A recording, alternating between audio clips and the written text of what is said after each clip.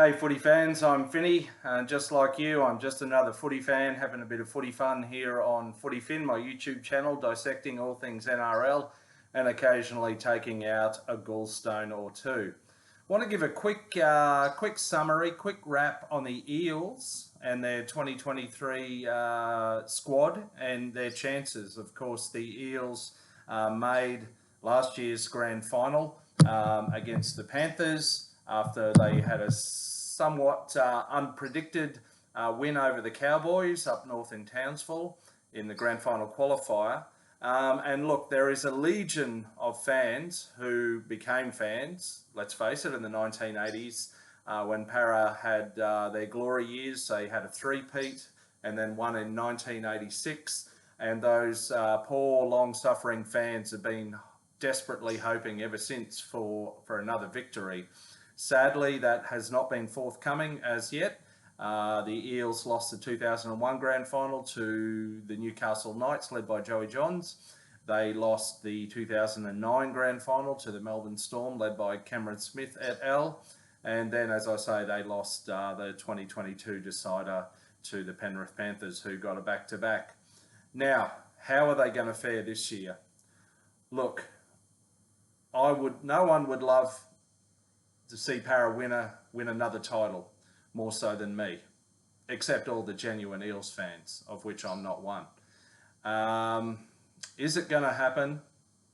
I'm not optimistic that the Eels are going to go one step further than last year and win in 2023. I'm sorry to say, people.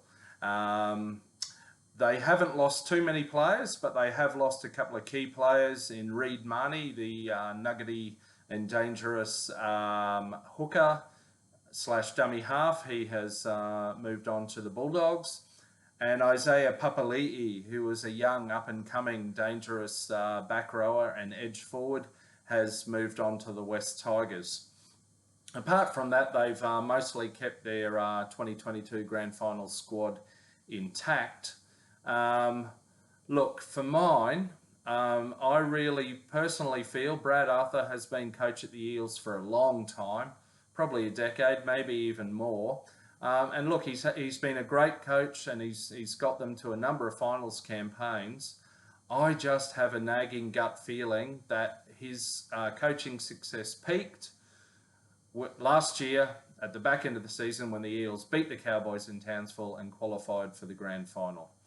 I could go on, but and look, Brad and the Eels might prove me wrong this year, and that would be perfectly fine. Let's wait and see what September, October brings. But I just have a gut feeling personally that they're not going to scale the same heights as last year, and that they peaked when they reached last year's grand final. Of course, a few other stories did come out of that grand final week where the Eels, led by Brad Arthur and other figures in the management, decided to treat the grand final just like a regular game.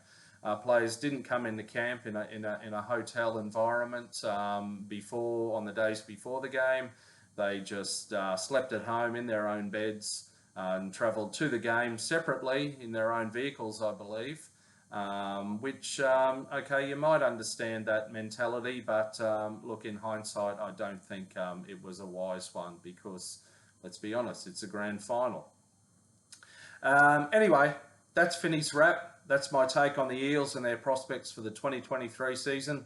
Let's just wait and see. Let's just wait and see, Eels fans, how it all pans out. Thanks for watching. I'm Finney, just another footy fan like you all, having a bit of footy fun here on FootyFin.